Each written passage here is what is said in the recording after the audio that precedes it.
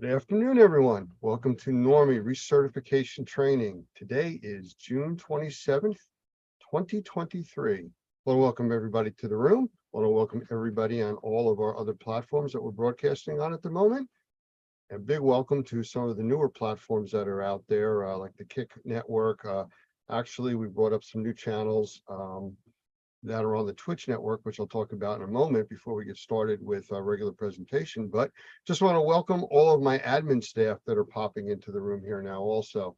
We have quite a few people coming in as regular members and co-hosts, and glad to see you here. How you doing there, Doug?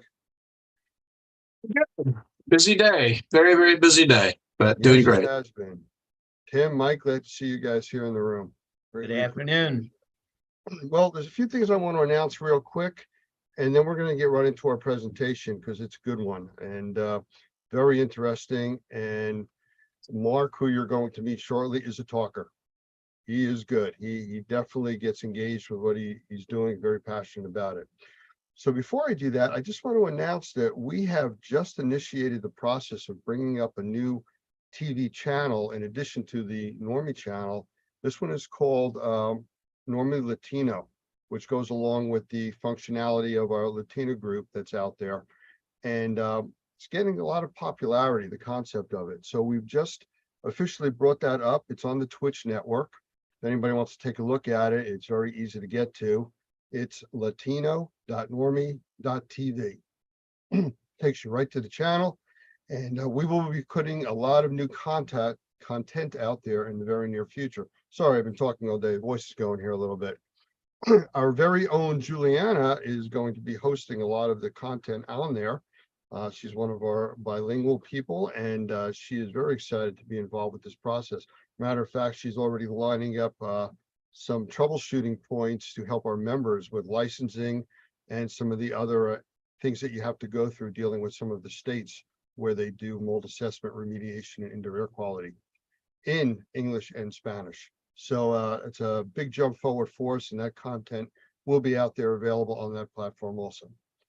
The only other thing I want to mention about that is if you want to get notifications about broadcasts and things coming up on the Latino channel, which is again latino.normie.tv, you can send a text message to our main number, 877-251-2296. And in the message, all you have to put is join, J-O-I-N, with a space, Espanol, E-S-P-A-N-O-L.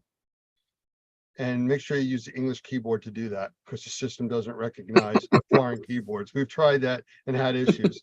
I want to thank Juliana for finding that one out for us. So that way you'll get notified when we have any kind of special announcements for you. That's all I have. I do want to mention that we will be doing announcements and some specialty stuff for our active Normie members after this presentation. It will be in our Zoom room, and for our active Normie members, you can go there at impact.normie.org. You do have to log in, and then you will be in the Zoom room with us after this presentation. Unfortunately for everybody else on the public platforms, including our members that are out there, if you don't come to the impact.normie.org room, you won't be able to see the rest of the presentation. That's all I got. Did I miss anything, guys, before I get started? All right. Don't think so. Ask, all of our admin to shut down their mics, shut down their video. Doug, did you have something? I don't. I'm good. Okay. I am going to do the same. Shutting down all the video feeds. Jenna, that would be you too, and Mike's good. I just want to give a quick mention that this interview with Marvelous Mark is interesting. Just talking to Mark is interesting. He's a very driven individual. He even makes references to working with the band Kiss years ago.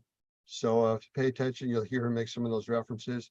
And yes, those will be drumsticks he's holding in his hand through the interview. So pay attention, and we'll come back when this is over. If you're looking for a way to energize your business, your employees, your customers, stand by.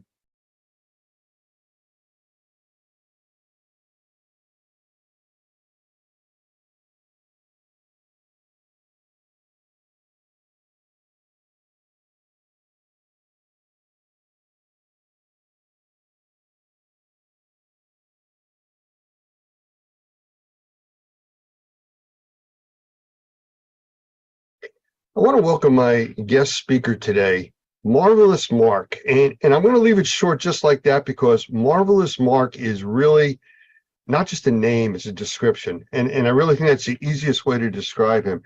He is a best-selling author. He's a motivational speaker. He's a team builder. He energizes teams. He energizes companies and people. I've seen him at some large trade shows speaking, and it just takes the entire level of activity higher. As you can see, or you won't see until he comes on the screen momentarily, he's just sitting there with drumsticks ready to go. So Mark, come on in and say hi. Hey, good morning, good afternoon, good evening, and in case I don't see you, good night. Well, thank you. And just a reminder that the way that we do this is when someone is talking, they're the actual entire screen. Okay. So just kind of I saw that on the program. So just jumping back and forth with that. So I kind of gave you the buildup of what you do, but it doesn't really explain what you do. I don't know if you can kind of get into that, and then we'll go from there.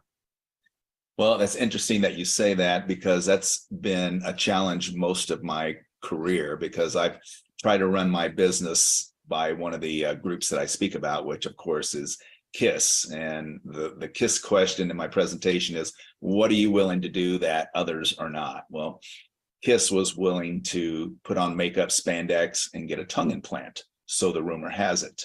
And they just wanted to kind of create a disruption and set themselves apart. So what happened was they wound up setting themselves so far apart that you couldn't help but remember them. And they actually were in a league of their own for many, many years before people started seeing that, hey, the clown makeup rock stars really were scaling their business. They weren't just music giants, they were business giants. So that's really, in a nutshell, what I try to teach businesses, whether they're entrepreneurs, small or large, is, what's your disruptor, what's your KISS, how you can set yourself apart. Hence the name Marvel Less, because less can give you more when you start scaling back of all the busyness in your business. Well, it's interesting that you describe their business model that way, because we've talked in the past about a book that we recommended called Blue Ocean Strategies. And it's a heavy read. There's no question about it. It's very detailed, but it basically teaches companies how to set themselves apart. Don't fight the competition. Don't get caught in that race to zero pricing. Be out there, be the individual like you're talking about. No, you're right. And I love that book. I've read it a couple times, and it's so true. And you can use that comparison to anything. And I think, a lot of times, when we were talking in business today, how we're sometimes too busy being busy, we don't have time to go for the deep sea fishing. So many businesses chase each other's clients, or we're all going after the same piece of business. We're all bidding and, sending out RFPs a lot of times, unless we have our, loyal client base. But when we're trying to generate new business, what's going to set yourself apart? Are you fishing in the shallow water, or are you going to go for that one big fish, that one big account that will be loyal to for you for the next 5 to 10 years? Well, we have a very niche market with what we do, and we deal with everything under the umbrella of indoor air quality. And basically, it's all about the market being just people that breathe. So it kind of narrows it down to everybody. And that's kind of what our membership base is, which consists of sole proprietors, mom and pop type operations, up to very large corporations and franchises and licensees, companies, and things like that. So for you to talk to this group, I don't know if you could find a common ground that fits across all of that span, or do you need to address it separately? No, what I want to talk about today is some heavy duty psychology on using the 80-20 principle, or the 80-20 rule, in your business. Because I've found, whether I'm talking to people like myself that's been an entrepreneur since about 1985 and a small business owner, usually anywhere from 2 to 8 employees, to the people that I speak to that are large corporations that have thousands of employees and their sales teams or their business development teams. We really need to spend more time in that blue ocean where the big fish are on that 20%, and we have to strip back that 80% to find that 20%. And that's a couple of things that I want to share with today. Well, why don't we get started? And I'll turn it over to you. I think you wanted to share your screen there for a moment or two. Yeah, I will in just a second. The first thing, I just want to make sure that everybody is aware of the basic principle of the 80-20 rule, which is 80% of your results come from 20% of what you do. So many of us are working in that 80% area, which I'll show a little graph a little bit earlier on what that means. But what does it look like, and how do we get to a position where we have that confidence and courage to get to that 20%? Because really getting to that 20% is letting go, or as I call it, since I'm from Las Vegas, how to be a stripper in your business without taking your clothes off. And that's really taking away, stripping away everything that's not, really going to drive what your business is. But the first thing that you want to do in your business for yourself, and this is going to take some time. So it's going to, whenever you have planning time, you're going to have to actually go a little deep with yourself. And that is clarifying what I call your future rock star self is. Who do you want to be in the next 3 to 5 years, or where do you want your business to be in the next 3 to 5 years? Because so many of us have a hard time looking, especially in today's world with the labor shortage and all of those challenges and supply chain shortages. We have a hard time looking 10 days or 10 weeks into the future without, going 10 months or 3 to 5 years into the future. So I call it the stage. The first stage that I challenge your audience to do is to take a few minutes sometime, turn off the phone, turn off your dings, find a private place, and really write out who you are in the future. Who's your future rock star self? Where do you want to be in the next 3 to 5 years? And that's going to take sometimes looking back of where you were and how you reframe your past and defining your future rock star self, if that makes sense. Oh, it does. And I'm going to ask you as we go through this today to think about how you can help motivate some of our people, because we talk to the people that we train, our students, our members, all the time about planning for the future. And it gets as granular as somebody will have an assessment coming up and they'll order a dozen swabs to then go out and do the assessment. I mean, it costs $1 or $2 a piece. I mean, come on, guys, you're in this business. Have the tools that you need. Think down the road, you're going to get another job. And we have that extreme all the way up to people that just buy in tons of stuff and they're prepared. So it's everything in between that we're dealing with. So we need to motivate those people that don't think ahead like that. Well, and one of the problems is, and this leads to my next statement, is that a lot of people really don't know how or why they need to look into the future, because we've been taught for years in the industrial age that, you set a goal and then you work towards that goal, or you set a goal that you think you can easily achieve, and then you work towards that goal. And then when you achieve it, you give yourself a pat on the back. But the real question is, if you remember the movie The Jerk and Steve Martin, he talked about his special purpose. My question for your audience is, what is your special purpose? What is the 1 or 2 things that you love to do and that you do best, better than anybody else? And I'll tag on to that by saying, don't confuse purpose with passion, because a lot of us are passionate about certain things. You may be passionate about, getting clean water to everyone in Africa, but is that going to scale your business? Is that going to pay your bills? Is that going to support your family? For me, my purpose is, getting on and rocking as many stages as possible. And that's pretty much what I've done my whole life. That's what I love to do. That's what I'm good at. I'm good at connecting and energizing audiences. And I recently put on my vision board I will never retire. I will die on stage. Because people ask, all the time, why are the Rolling Stones still touring? They don't need the money. You're right. They don't need the money. But if they stopped, they would die. That's all they've ever done. That's what they love to do. They've been on planes. They've been in buses. They go from city to city. That's their special purpose.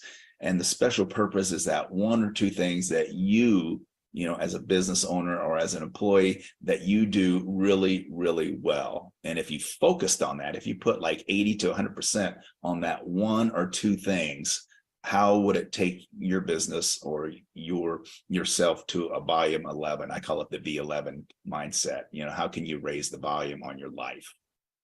So that's step one. Where do they go from there? All right. Step two.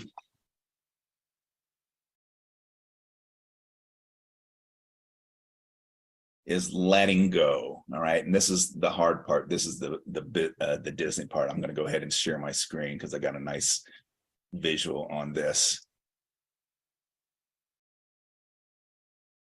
This is kind of the, there we go.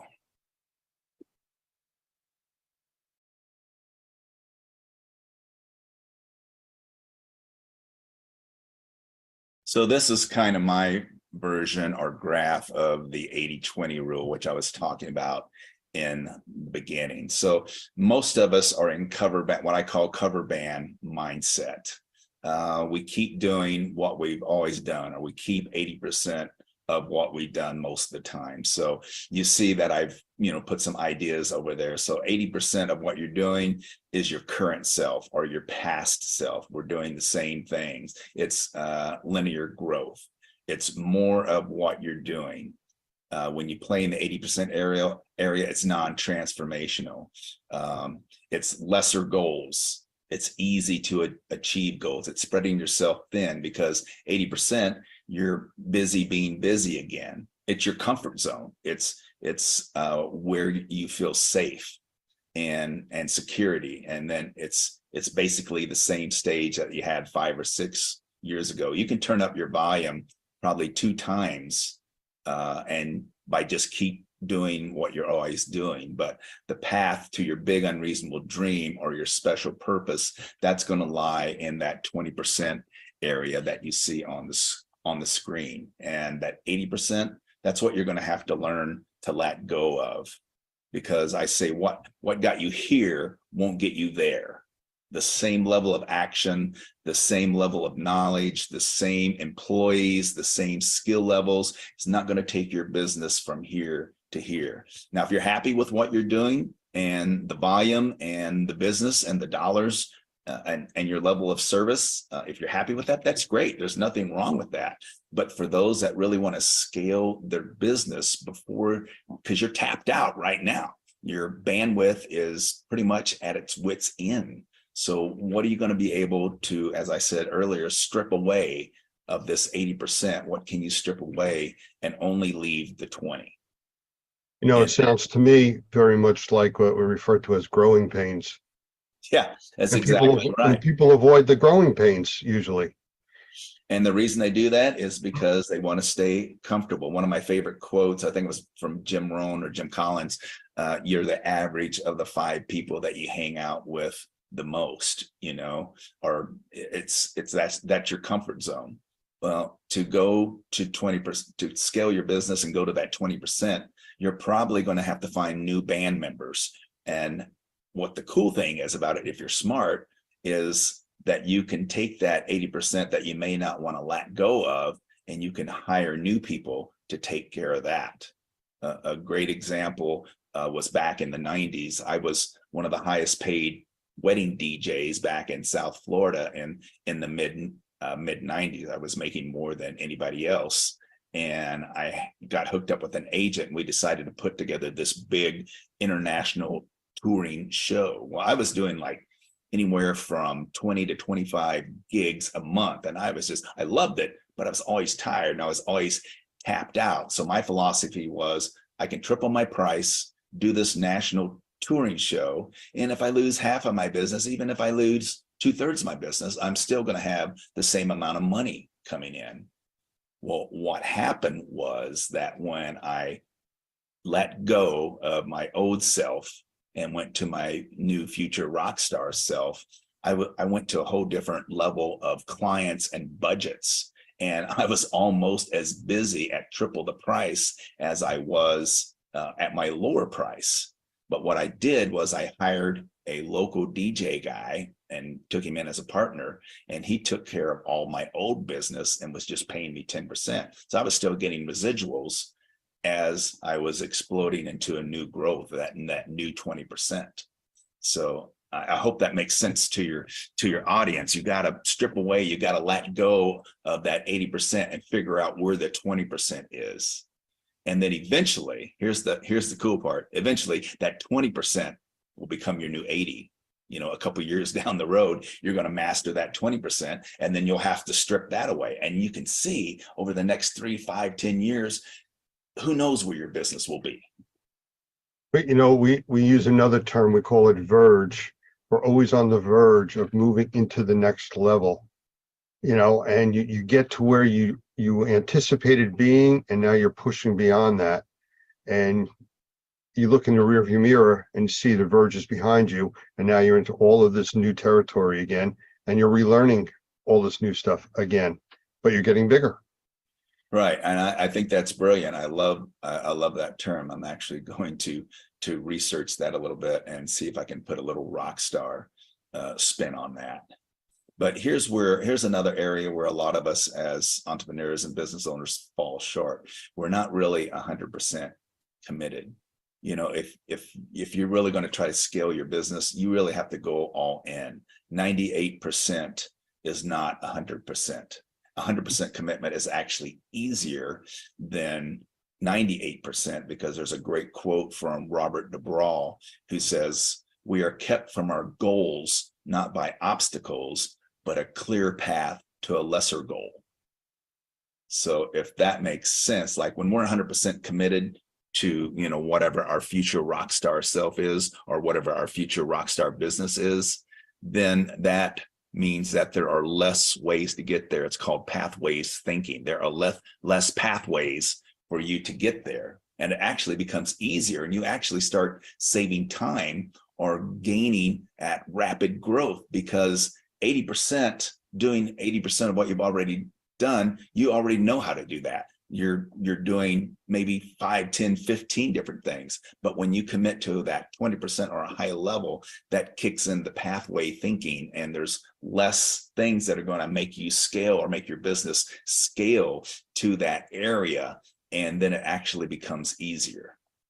Well, I don't want to derail you from what you're talking about now, but just what you're talking about and looking at the 80-20% brings up something that I've experienced from being in the government arena for so many years. And I see a lot of it in private industry, where you're seeing 80% of the work being done by 20% of your workers. How do you change that? How do you motivate that percentage that is not doing the workload like the other top performers? Well, there's a couple of different ways. And that's funny that you say that, because that's something that comes up a lot. Personally, my opinion is you take that 20% and you invest more training and pay them more and give them better benefits than the 80%, because that's going to fuel them and give them more incentive to stick around. It's going to make them think better. It's going to make them scale what they're doing, because that 20% has a way, they have an ethic and they have a vision on how they're doing things. And now they can take that 20%, turn it into the 80%, and then strip that away. And then you would probably promote them. There's a phrase called, are you a manager or a maker? A lot of your 80% people are going to be managers. And as business owners, you don't want to be a manager. Hire someone to be a manager. You want to be the maker. You're the one that has that special purpose. The vision, the goal. When you're working towards that 20%, the question is, what is the most important thing that you could accomplish right now that would give you a clear path to that goal or to that future self? If you had to take the time to figure out what is one thing that if I put all of my energy, or if I took the 20% of my rock stars and we all focused on that one thing, how would that explode our business? And what would that one thing be? So I think once the other 80% of the employees see how the rock stars are being treated, some of them are probably going to get disgruntled and quit. Good, bye-bye. You know, we don't want you in our band anyway. And some of them, I think, are going to maybe, how can I get some of that action? How can I get that raise? How can I get in the elite group, or the, you're going from garage band to name act or Lollapalooza band, main stage band. And I think you'll be able to nurture and train some of those lesser gold employees and get them into the 20% with the rock stars. And I would even set up a mentor program, have them take someone that they feel will be, the more 20%ers you have, the faster and exponential growth your business is going to have. That 20% is really, I would classify as your people. And one of the biggest things I've seen is to motivate them is to take care of your people, exactly what you're saying. And then you'll see the other people come along. I want to be part of that. I want to be on that team. And you do team building. You talk all about that. And that's really, people want to belong. They want to be on the team. They want to be going forward. They want to be involved. Yeah, and having play at work, I've got a few articles on my blog and on my LinkedIn about how important play is in the workplace, and being transparent with your bud. You don't want to keep your bud, or you don't want to keep your special purpose to yourself. You want to make sure that everybody knows what it is. And hopefully, especially the 20%, they're going to buy into it as much or greater than you. And they feel like they're part of something greater. They begin to feel like it's their company and it's their purpose. And those are the ones that are not going to be able to leave or want to leave. Those are the ones that are going to be loyal to your organization, because now it's like their band. I'm not just a player in the band, it's my band. And I spoke to a company last year in Cleveland. It was a franchisee company called USA Insulation. And their employees are blowing in insulation. They're in 130-degree attics, crawling around in itchy material, the drill.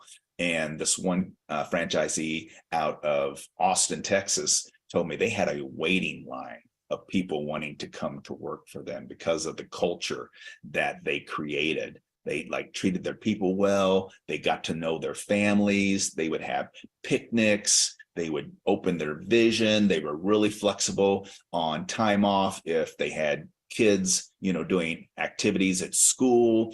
And when I thought about that, I was just blown away. Like everybody else almost in that meeting were suffering from a labor shortage. And here these guys figured it out. Take care of your people and be flexible with their work schedule. And you're going to have people that want to come to work for you. So they're actually waiting to grow their business because they have people that want to work for them so bad. If you go back and you look at the humanistic studies of how people act, the behaviors of groups of people want to belong. They really do. I mean, even on the negative side of people joining gangs and stuff like that, they don't have family lives or whatever their situation is. They're looking to belong, be accepted, be part of a group.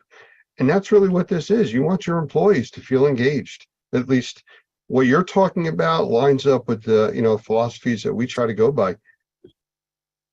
You can't be the only one with the great ideas. There's other people with a lot of talent out there that usually work for you. Right. And that brings up two points. One is purpose trumps knowledge, every day of the week. I love that you brought that up, because it's so true. You want your people to have the same goal and vision. You want them to see the greater good of what, your business does for the general public and other businesses, because it's amazing work that your viewers do and what their companies do, and keeping them happy and engaged, and doing some sort of teamwork is just one way towards doing that. And actually, this company, this USA Insulation Company, also would do one-on-ones with them, like come to us if you have something going on in your life. Don't hold it in. There's the mental health buzz, going on in today's workplace. And we as business owners, we as managers, or we as makers, that's part of our responsibility now. Back in the old school days, when the boomers were running everything, it was just like, show up, do your work, or get out. But now it's not that way. We have to be more compassionate. We have to be more flexible in our management skills and our level of compassion for our people, if you want to keep them. So what would step 3 be if we've gotten to that point? Yeah, step 3 is what I call find the bottleneck, or identify and find the bottleneck. There's a thing.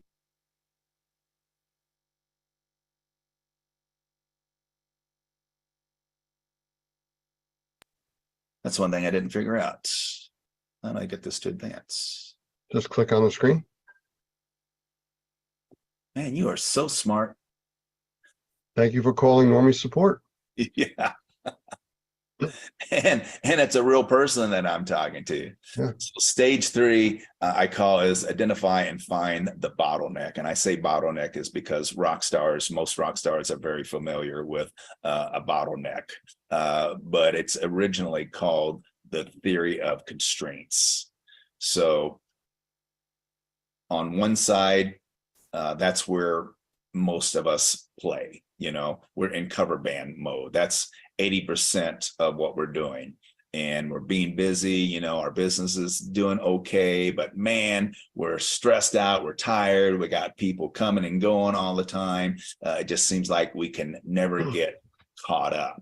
And on the other side, that's where we want to be, and that's in name act mode. That's our future rock star self. That's where I was saying, who do you want to be? What goals do you want to achieve in the next 3 to 5 years? Well, almost every goal, every goal and almost every business has a bottleneck. There's something keeping us going from cover band to name act. It's almost like a kink in a garden hose. You can have a kink in a garden hose, and you can keep cranking up the pressure on the one side, and it doesn't matter. It's still going to be dripping out on the other side. And that's the same way with finding the bottleneck in your business.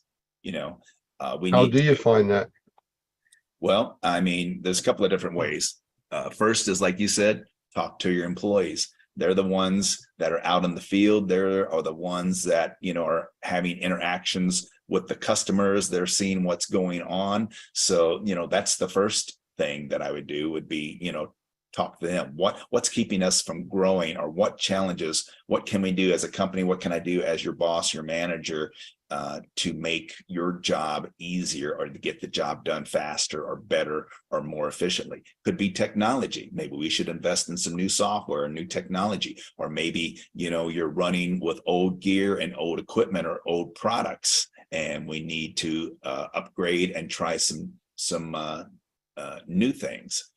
But it doesn't matter how much energy your whole band, you can have your whole band over there on the left side, but pushing, but it's not going to get through to the end game on the other side until you find the bottleneck. Now, here's the fun part. If you can't find the bottleneck, then guess what? You're probably the bottleneck. So we're stuck in our old ways of thinking. We don't want to change, or we don't want to take a risk, because for some of us, hiring new people when we think we can't afford it to take care of that 80% so we can scale on the 20 is scary. There again, I am that old graph. The 80% is fear. It's scary. It's your comfort zone, but you can't afford not to. Figure out a way, where can you cut costs, or where can you get a loan or something to hire that extra person or two, so that you can let go. And then as an individual, if you're the bottleneck, then that's you've got a fixed mindset, or you don't have a growth mindset. So look in the mirror. Am I the bottleneck? Am I keeping my company from growing because I don't want to change, or I want to keep doing things the same way, or I don't want to invest in my people? Let them leave. I'll just hire somebody else. And then you just keep going on with the same problems over and over again. We deal with a lot of people that have been in the indoor air quality, mold assessment, mold remediation industry for 20, 30 plus years. And they'll come to our classes and, you can see when they're sitting down, they almost kind of have the chip on the shoulder. I've been doing this forever. I've seen it all. I know everything. And we're doing it the way we did when we started. And, you think about it and you go, so you're still using a telephone that plugs into the wall, right? Oh, no, we have cell phone. Well, you've changed. Things have changed over 20 years or 30 years. You are doing things newer now. There's more concepts. And usually by the time we've gotten to the first day of one of our classes, their response is, I have actually learned how much I don't know. They haven't learned what they need to know, but they've learned what they don't know. And that's a good start.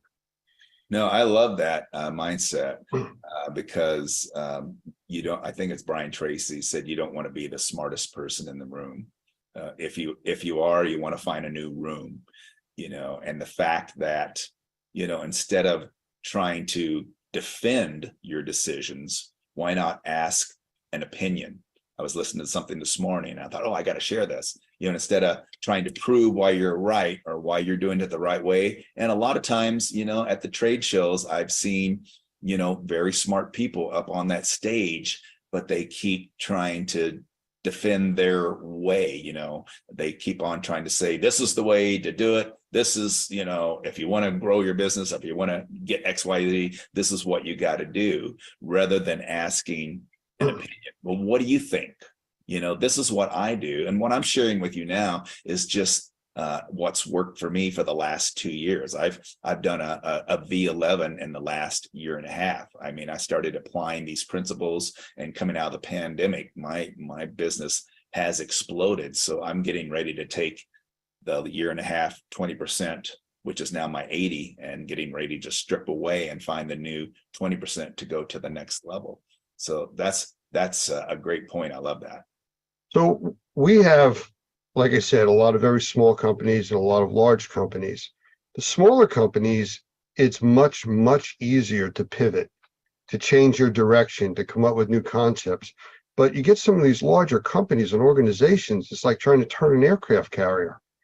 It's eventually going to get there, but you're, 20, 30 miles down the road, or, across the ocean. How do you talk to them and say, find these bottlenecks, and how do you change direction? Well, I think, the one thing that larger companies do have, and sometimes it's good and sometimes it's bad, is, their teams, their board of directors, or, their masterminds, so to speak.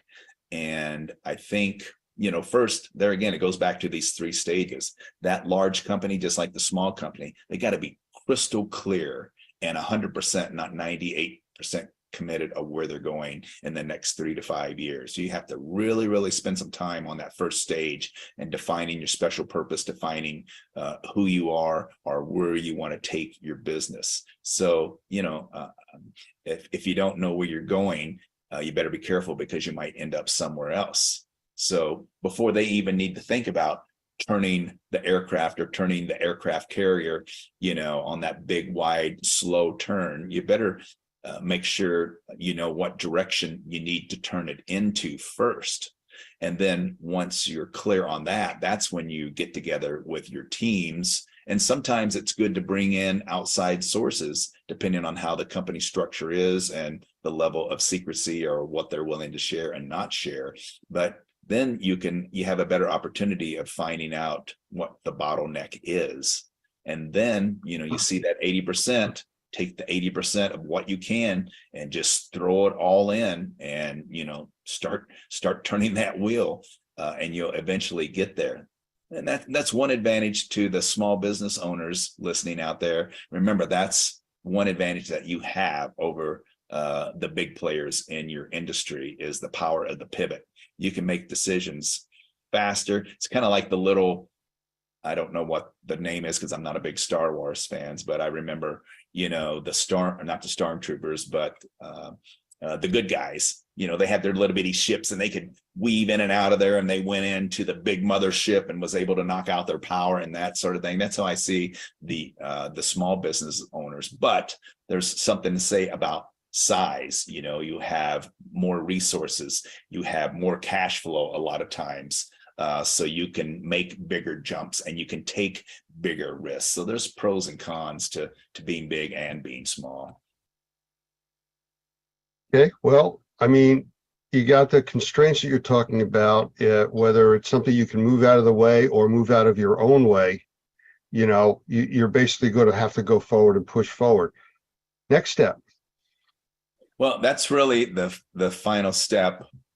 And to kind of bring it all full circle, after you figure out where you want to be, your future rock star self in 3 to 5 years, once you determine or strip away the 80% to find the 20% of what you need to focus your best people on and your best resources on, and doing that, it's probably going to make the bottleneck appear or help you find the bottleneck easier. And once you open up that bottleneck, I say, you just got to remind yourselves of the 4 C's, and these 4 C's come from Dan Sullivan. And the 4 C's of what I call V11 or volume 11 is, first, you have to make the commitment.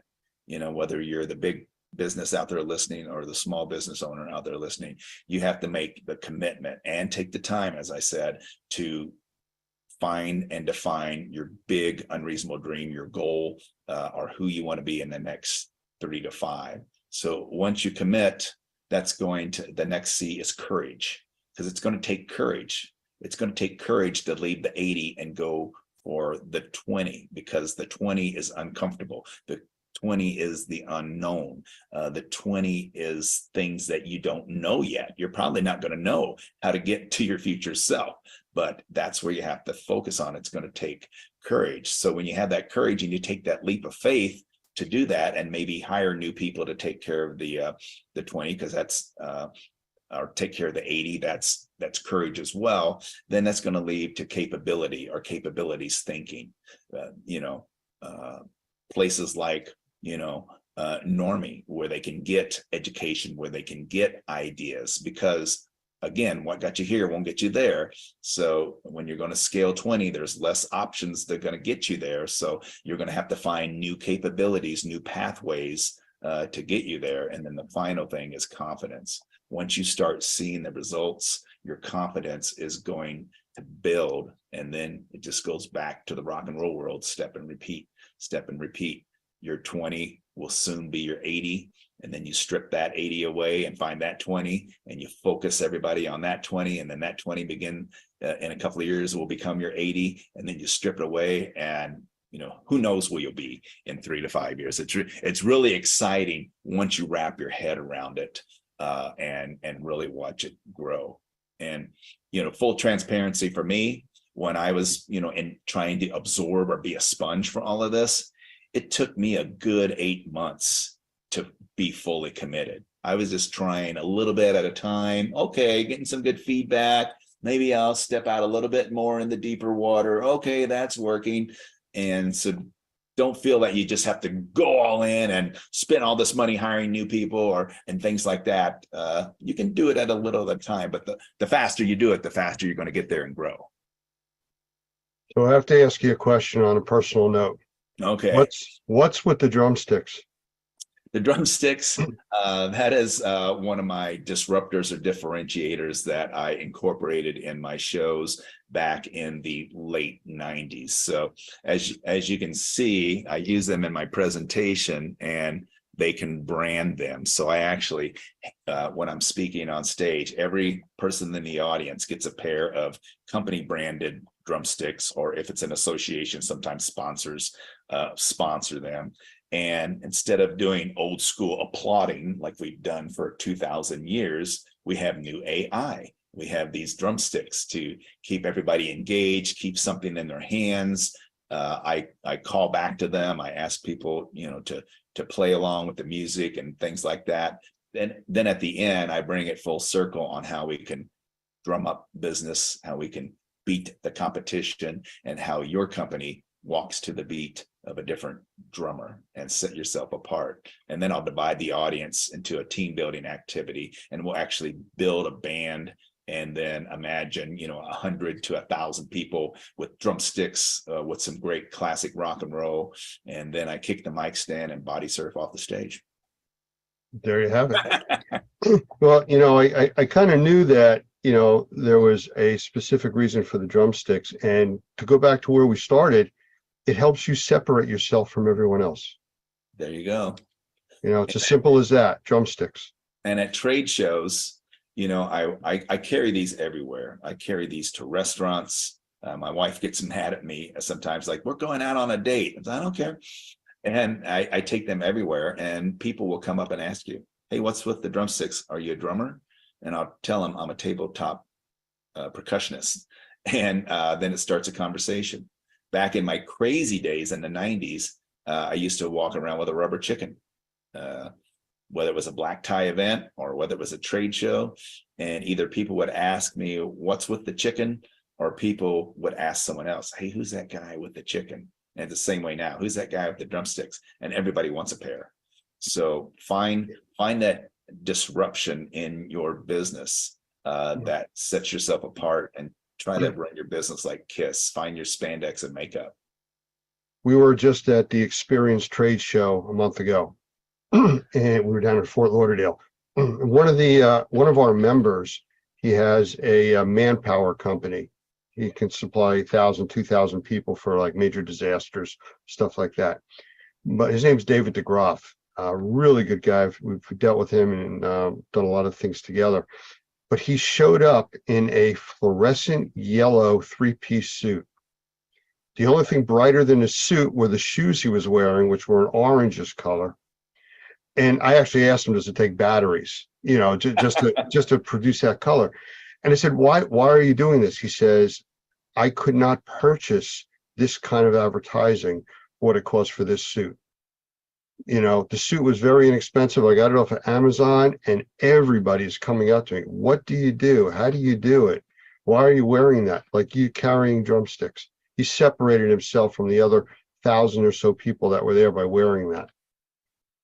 Yeah. And my challenge for your listeners out there, if you're a supplier and you go to trade shows, what can you do to make your booth stand out and attract people to come to you? Everybody, does the stress balls, or they do candy in a dish, or maybe they'll have a little wheel of fortune and give away some cheesy prizes.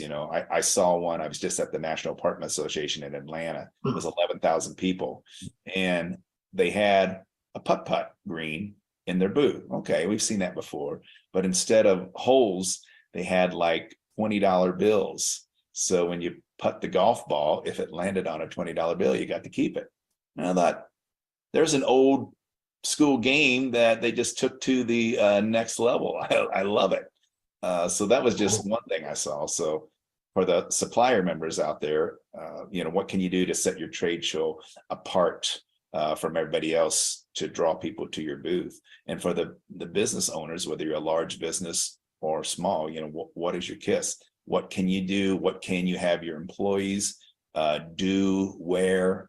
A lot of people say, well, we have the best customer service. Well, then if that's your disruptor, your differentiator, that's easily copied. Your competition can easily see what you're doing, and then next thing you know, you're not a disruption anymore. So, what can you challenge yourself or your people to do that's going to set your business apart and remember them? How are they going to think of you first? Well, the next really important question, how does somebody get in touch with you? Or if they want your book, or to bring you into one of their trade shows? Yeah, I'm a pretty easy find. You can just Google Marvelous Mark, and you can spell it the way I spell it, which is MARVELLESS, or you can spell it the correct way, MARVELOUS, on Google, or you can just go to marvelousmark.com, and that's the easy way. You can actually type in rock star keynote speaker, and I'll pop up. So. Well, I've seen you at trade shows. I've seen the energy that you produce. You're much more low key today. I think it's good because we have a small screen that we're looking at. But I will tell you, from what I've seen of you and listening to you talk and the passion that you have, I have to correct you on a statement you made earlier today. Uh-oh. You said that you were going to die on stage. I disagree. I don't think you'll stop working until 6 months after you die on stage. Well, I appreciate that. I don't know if my wife will, because that's just going to delay her benefits, but It is what it is. it is what it is. Mark, I appreciate your time. Thank you very much for spending it here with us. I'm sure our listeners will get a lot out of this. And maybe we'll do a follow-up in the future and hope to see you at some trade shows. Yeah, and I want to say to your people out there, because some of this stuff is really, really deep till you really think about it, because the psychology behind it is kind of against what we've been taught in schools or what our parents and mentors, many of our mentors, have taught us. If anyone out there in your audience wants to private message me and ask me to explain it a little bit more, or I can share with them a couple blogs that talk about it a little bit more, I'm really, really happy to do that, because I love what your industry does and what it's all about. And you have some of the greatest American loving people out there in the world, and my heart goes out to them and what they do. Thank you. Take care, Mark. See ya.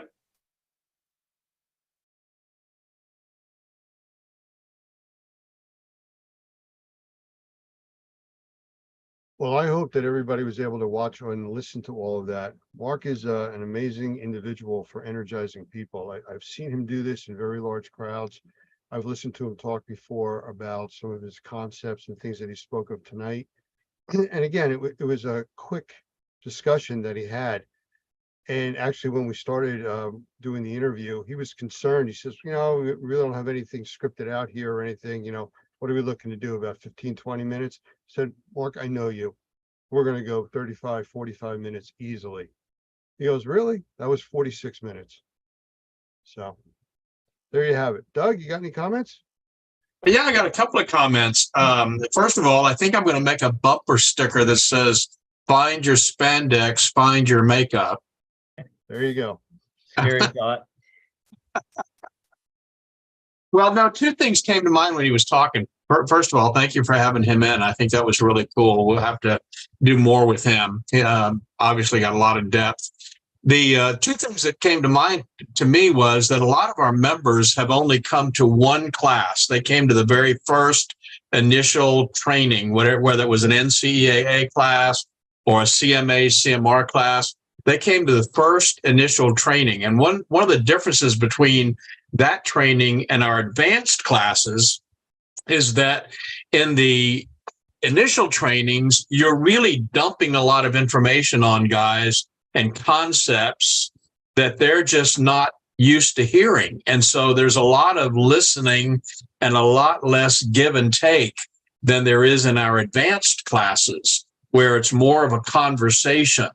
And I've been trying to figure out how to tell our members that one of the best things that they can do once they get a little bit of experience under their belt is to go into one of our advanced classes, and they're going to be able to participate in a different way than they did in the initial training, if that makes sense to you. I think one of the frustrating things to me has been that we have so many people that come to one class, they get what they think they know, and then that's the end. And things so significantly change once they can take what they've learned and put it in the context of some field experience, number one. And then number two, be able to bring something to the class, which oftentimes in the initial training, they're not able to do. They're not able to bring to they like the CMA, CMR class, they haven't even read the law. They have no idea what the law is all about. But once they've been in business for a while, now they can talk about it in a way that makes sense because they've got some field experience. So anyway, that just popped into my mind about the way you train adults. And I think we've probably not done as good a job as we can in encouraging our members to get into those advanced classes because it's just going to make their businesses better. Well, like he said, people fall into a comfort zone. And Yeah, that's where they stay and that's where they work. And it's scary to look forward to going into, higher education, more sophisticated types of training. yeah. And, it's roadblocks or choke points or bottlenecks, whatever you want to call it. Yeah. That's what, everybody experiences. Well, and I think one of the things that we will do, probably note to self, is we probably will make a little more of an effort to get some of the guys that have come into our advanced classes to share their perspective of what I just said. Because you and I both know when we've done like the CAIA class, that is such a one-on-one, small room kind of setting where you can share a lot of information, and guys come away from that class saying completely changed the way I saw my business. And I think having those kind of testimonials is going to be huge. The second thing that he said that I think is so important, and we've talked about this, but we've not talked about it for a long time, and we may need to do another book report on this, is Strengths Finder. The concept of Strengths Finder 2.0, and if you're in the audience and you have not read that book, you need to read that book, Strengths Finder 2.0. It's a very short read. And just in a real brief, if I could just give you, we used to use it a lot for the people that we hired. I'm not sure that we're using it that much now, but we're probably going to resurrect that and get back into using that. But one of the cool things about it is it makes the example that he uses is, remember the movie Rudy? The guy that wanted so badly to be the football player, and all he ended up being was the water boy until the last game of the last season. And then all of a sudden he got to play. And the point that the book makes is, what if this guy had spent all 4 of those years doing something he was really good at, instead of something that he was not good at, but that he really wanted to do?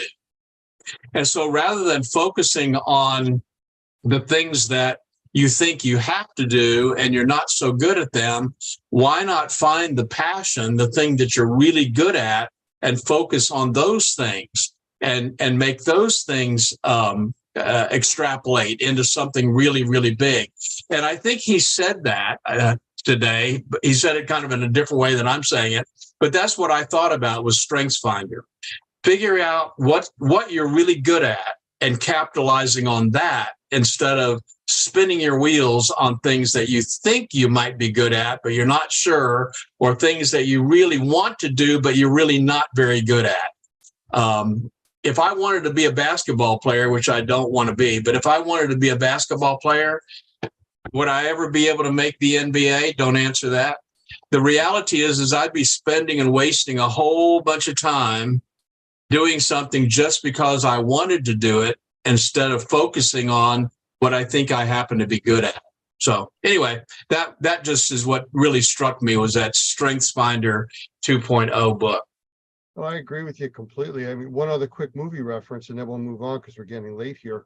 If you ever saw the movie The Blind Side, it was about a football player. Sandra Bullock was in that movie. And basically it was about a kid from an urban area that was taken in, and he never had any advantages whatsoever. This family helped him along, and he was tested, could barely read, could barely do anything in school, but his protective tendencies, defensive abilities were at the 98th percentile. That was an important thing to find out somebody that was going to play professional football. Yeah. So it's those kinds of books and testing that really does help bring that out. And then you can take advantage and use those people the way they should be used. Yeah. Anyways, we're still on the public feed to everybody. Is there anything else we need to cover with them before we break into our private session here? I got my own drumsticks. Again, frightening. There you go. Yes, frightening. Tim, you want to mention a few classes real quick coming up, and then we'll shut down the public feed. Yeah, we got several classes coming up. We've got a little bit of a quiet period for a couple of weeks, but then toward the end of July, it explodes, and we've got classes in July and August. So just to mention a few of them, CMA CMR class in late July, July 25th through the 27th, and Sunrise, and then another one 2 weeks later in August 8th through the 10th. Both of those are in Sunrise. CMA CMR class, 3-day licensing class for the state of Florida. You can also take the first 2 days as the CEFLO 1, get all 14 of your continuing education credits for the state of Florida. On the heels of that second CMA CMR class is our NCMS class, and that is the Normie Certified Microbial Screener. Screener. Thank you. The word just jumped out of my head. Thank you. Certified Microbial Screener class. That is on the 11th of August. The 11th And of August. primarily for home inspectors. Primarily for home inspectors. It's a 1-day class, just really a half-day class. And then on the 16th and 17th, we have the Certified Mold Worker class, and that is in Spanish at our Sunrise location. So if you have workers that speak Spanish, and a lot of you in South Florida certainly do, this is a great class to get your guys certified as mold workers. A lot of hands-on training in that class. And then at the end of August is our Texas CMR class in Dallas, and that is the very last week of August, the 28th through September 1st. So those are the classes. Like I said, we've got a full schedule starting the back half of July through the month of August. Doug, any other classes you wanted to bring up? Puerto Vallarta. Yes. Yes. Events.normie.org. If you're interested in going to an all-inclusive resort and having 2 days of training that you can actually write off of your taxes, check out our trip to Puerto Vallarta. That's going to be a good one. And that's in Great. October. All right, guys, thank you very much for all of that. And I'm going to take this opportunity to thank everybody on the public platforms that we're on, Facebook, LinkedIn, Twitter, Twitch network, and all the other networks are out there. Thank you for being with us tonight. If you're one of our Normie members, please go to impact.normie.org to take part in the rest of what we're going to be talking about, specific to Normie members. And everybody else, thank you for being here. For the crew in the room, I need about 30 seconds to shut down the feed. You guys are good. Talk amongst yourselves, talk amongst whoever, and I will be right back.